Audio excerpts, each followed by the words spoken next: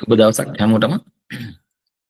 ගෙදරට වෙලා සුන්දර සති අන්තයක් ගත කරද්දී RICS සහ FIDIC කොහොමද සින්ක්‍රොනයිස් වෙන්නේ කියලා දැනගන්න කැමතිද?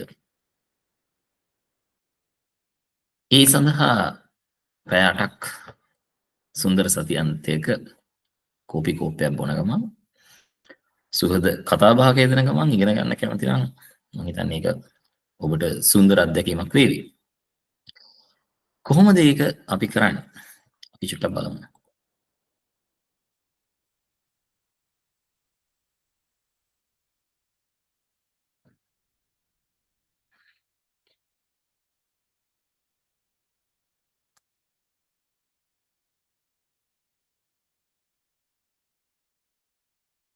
RICS meets FIDIC.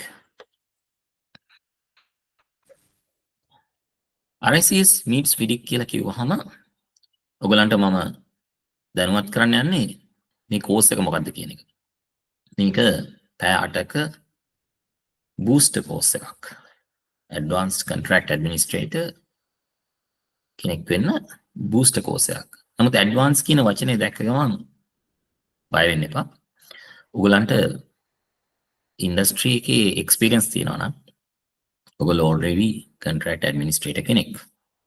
එතකොට එතනින් එහාට යන්න අවශ්‍ය කරන skills, techniques, methods දැනගන්න නම් අපි දැනුමින් පෝෂණය වෙන්න ඕන අවස්ථාවල් කීපයක් තියෙනවා. ඉතින් මම හිතුවා කීප දෙනෙක් ඉල්ලා සිටියා මේ කොහොමද මේ black book එක RICS black book එක FIDIC එක ජෙල් වෙන්නේ? එහෙමත් නැත්නම් FIDIC එක synchronize වෙන්නේ කියලා. ඒ ගැන යම්කිසි දැනුමක් ඔබට ලබා දෙන්න තමයි මම මේ උත්සාහ කරන්නේ මේ සම්බන්ධයෙන් මේ particular course එකෙන්. එතකොට අපි බලමු මොකක්ද මේ course එකේ content එක කියලා. content එකට යන්න ඉස්සෙල්ලා මේකේ target audience එකක් ඉන්නවා. engineersලා, quantity surveyorsලා සහ contract administratorsලාට පුළුවන් මේ course එකට සහභාගී වෙන්න. structure එක බොහොම සරලයි. sessions 4යි තියෙන්නේ. පැය 2 ගානේ. මෙතනදී අපි කරන්නේ RICS black book එකේ combined version එක. ඒකේ documents තියෙනවා 29ක්. FIDIC 2017 red book එකත් එක්ක match වෙන්නේ කොහොමද? marry වෙන්නේ කොහොමද? synchronize වෙන්නේ කොහොමද? එහෙම නැත්නම් gel වෙන්නේ කොහොමද කියලා බලනවා. ඊට අමතරව FIDIC golden principles පිටු 19කින් යුක්ත ලස්සන පොතක් FIDIC use කරලා තියෙනවා. FIDIC standard form එකකින් පිටට යන්නේ නැතුව ඒ FIDIC flavor එක ඇතුලේ FIDIC රඳවා ගන්න කොහොමද කියලා ඒකේ ලස්සන කියලා තියෙනවා. එතකොට මේකේ objective එක මොකද්ද? බොහොම සරල objective එකක්. Enhance contract clarity, compliance and claim strategies. ඉතින් ගොඩක් වෙලාවට contract එකක් සම්බන්ධයෙන් ඔබට තියෙන clarity එක සහ compliance එක තමයි අපිට වැදගත් වෙන්නේ. ඊට අමතරව අපි claim strategies ගැන කතා කරනවා.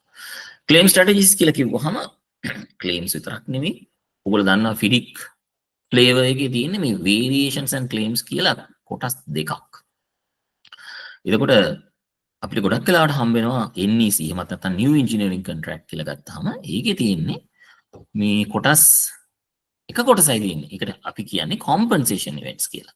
compensation events වලදී ගොඩක් වෙලාවට time and cost elements දෙකම එකට gel කරලා තමයි අපිට උගන්වන්නේ. ඒක administer කරන්නේ මේ විදිහට.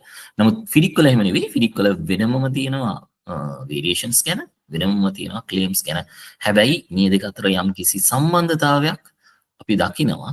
ඒ සම්බන්ධතාවය දකින ගමන් මේ දෙක අතර වෙනස හරියට දැනගෙන අපිට ඉදිරියට යන්න පුළුවන්. අපි basically කතා කරනවා clause 13 ඔයගොල්ලෝ දන්නවා FIDIC 2017 version එකේ variation by instruction, variation by request for proposal කියලා කාරණා දෙකක් ගැන අපි කතා කරනවා.